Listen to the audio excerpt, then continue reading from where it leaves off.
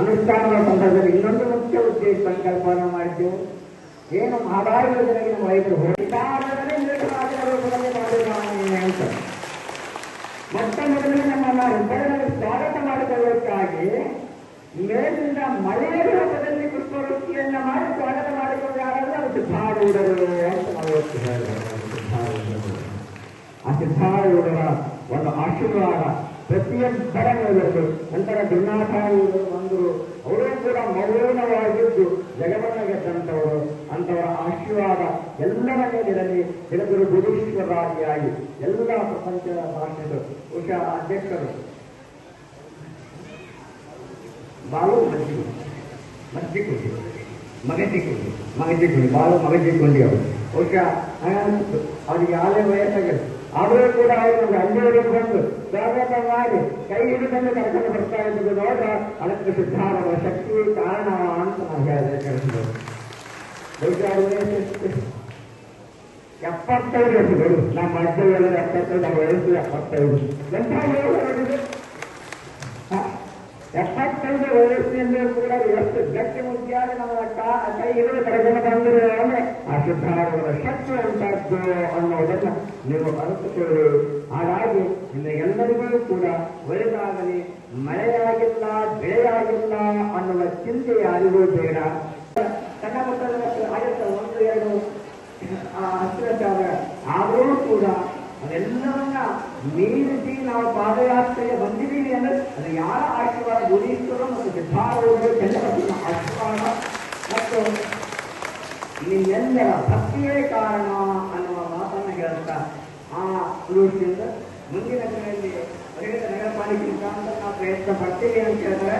ಆದರೆ ನೀವೆಲ್ಲರೂ ಕೂಡ ನಾವು ನಗರ ಪಾಲಿಕೆ ಒಬ್ಬರಿಂದ ಒಬ್ಬರು ಪ್ರೀತಿಯಿಂದ ಹೋದರೆ ಜಗವನ್ನ ಗೆಲ್ಲಬಹುದು, ಯಾರನ್ನೋ ದ್ವೇಷಿಸುವುದು ಬೇಡ ಅನ್ನುವ ಮಾತನ್ನು ನೋಡಿ. ನಾವು ಪಾದಯಾತ್ರೆ ಆರಂಭ ಮಾಡೋದ್ರಿಂದ ನಮ್ಮ ಜೊತೆಗೆ ವಾರವಾಗಿ ಬರ್ತಾನೇ ಇದ್ದಾನೆ. ಬೆಳಗ್ಗಿಂದು ನಮ್ಮನ್ನ ಮಡಿಯಿಂದ ಬರ್ತಾ ಇದ್ದಾರೆ ಹುಬ್ಬಳ್ಳಿ. ಯಾಕಂದ್ರೆ ನಾವು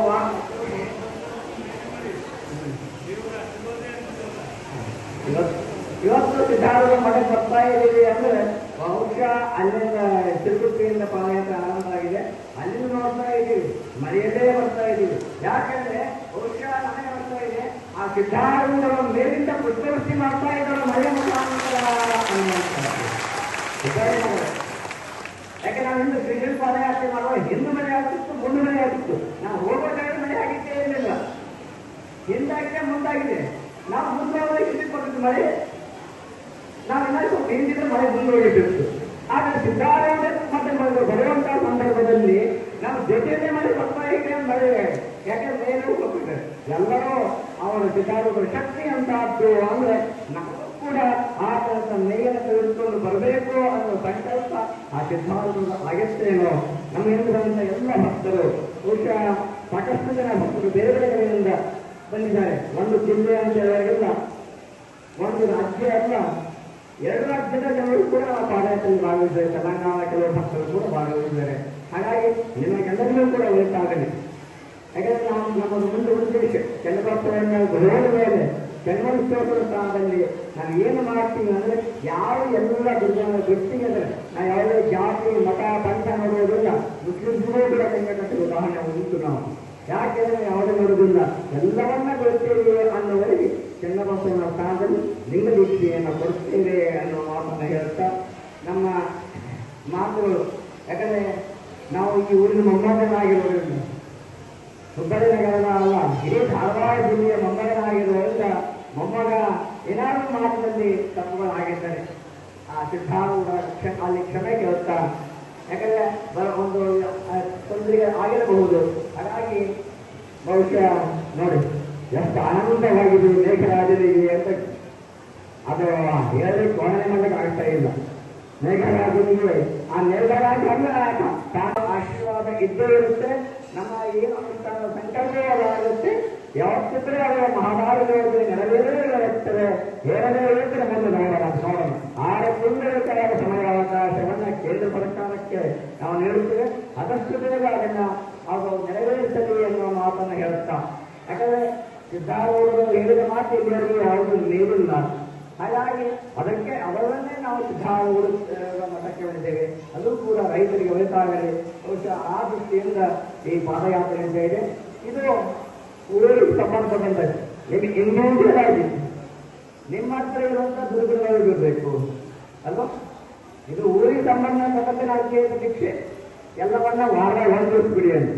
ಇನ್ನು ಇಂಡಿವಿಜುವಲ್ ಆಗಿ ಯಾರ್ಯಾರು ಎಲ್ಲವನ್ನ ಜೀವನ ಪಡುವಂತ ಗೊತ್ತಿರಿ ಅಂದ್ರೆ ಅದು ನಮ್ಮ ಜೋಡಿಗೆ ಆಸೆ. ನಾವು ಚನ್ನಬಸವನಿಗೆ ಹೇಳ್ತೀವಿ ನೋಡಿದ್ರೆ ಇಷ್ಟು ಜನ ಭಕ್ತರು ನಿನ್ನ ಹತ್ರ ಪಾದಯಾತ್ರೆ ಬರಬೇಕಾದ್ರೆ ತಮ್ಮ ದುರ್ಗುಣಗಳನ್ನು ಬಿಟ್ಟಿದ್ದಾರೆ ಅನ್ನುವಂಥ ಚನ್ನಬಸವನ ಕಳಿಸ್ತೀವಿ ನಾವು ಹುಬ್ಬಳ್ಳಿ ನಗರದಲ್ಲಿ.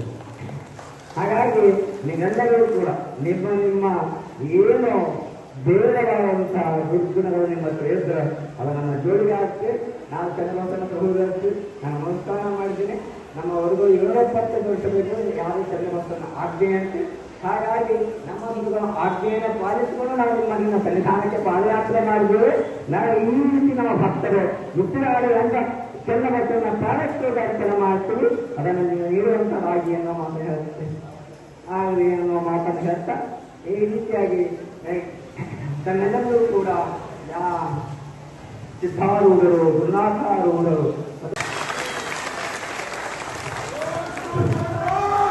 ಭಕ್ತಾದಿಗಳಲ್ಲಿ ವಿನಂತಿ, ಬಂದಂತ ಎಲ್ಲ ಭಕ್ತಾದಿಗಳಿಗೆ ಪ್ರಸಾದದ ವ್ಯವಸ್ಥೆ ಮಾಡಲಾಗಿದೆ. ದಾಸೋಹದಲ್ಲಿ ತಾವೆಲ್ಲ ಪ್ರಸಾದ ಮಾಡಿ ಹೋಗಬೇಕು.